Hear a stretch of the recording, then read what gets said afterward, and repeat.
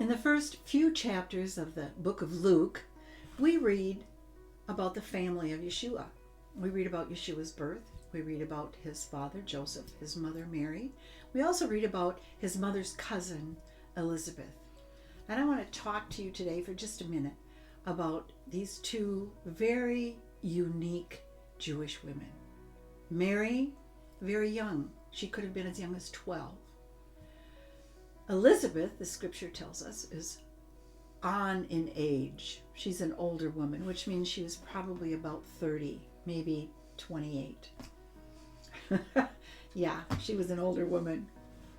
But these were two very incredible, very unique Jewish women, both of them in very unusual, very difficult circumstances. Of course, Mary just learned that she is with child, without a husband, putting her in an unconscionable situation. And then we have Elizabeth, whose husband has lost his voice. He's been rendered mute by God. And I can't help but think that the rumor mill in that community was really functioning, wondering what her husband had done wrong, that God had taken his voice away. Now, these two women were not in these situations by some genetic accident. They were both pregnant, and they were both chosen by God. These two women chosen by God to be in these circumstances. Mary, the mother of Yeshua, and Elizabeth, the mother of John the Baptist.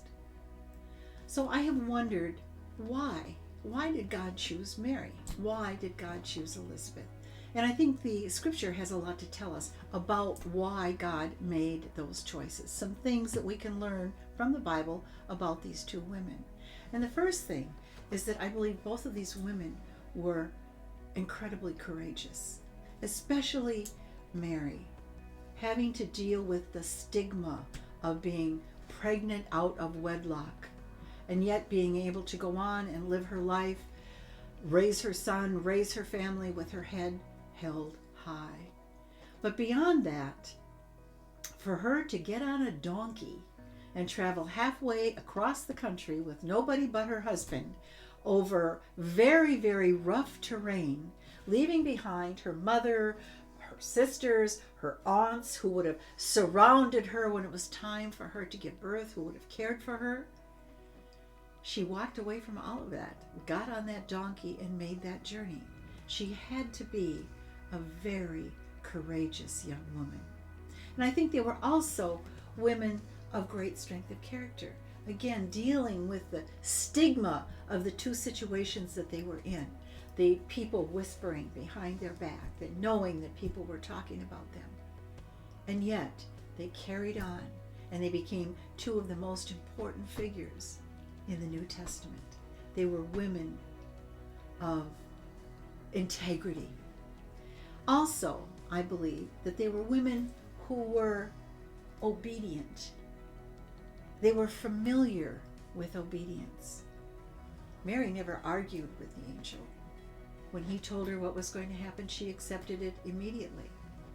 When it was time for Elizabeth to announce the name of the new baby, on the 8 days when it was time for the naming, of course her husband couldn't do it because he was mute, and she said his name was going to be John. She endured a great deal of ridicule from family members who said, "You can't do that. You have no name like that in your heritage." And yet she was firm. She was obedient. God had spoken, and the boy's name would be John.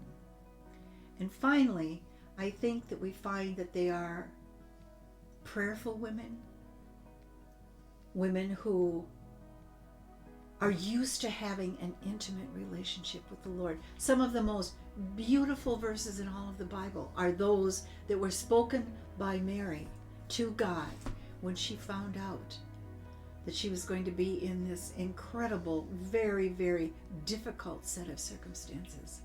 And yet she raised her voice in praise, as did Elizabeth, raising their voices in praise of God, thanksgiving, magnifying the name of God in the midst of very, very difficult situations.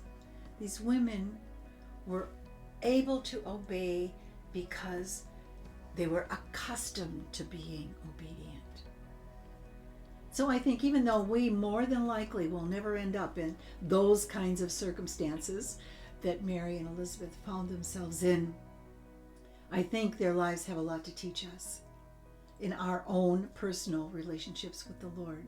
The importance of courage, the importance of standing up for what we believe, the importance of walking in integrity, the importance of always having the praise of God on our lips, and the importance of being obedient because we are accustomed to being obedient, because we are accustomed to hearing the voice of God and obeying that voice of God. Two very, very unique Jewish women, one young, one old, unique sets of circumstances. And I don't think we can find better examples in all of the Bible.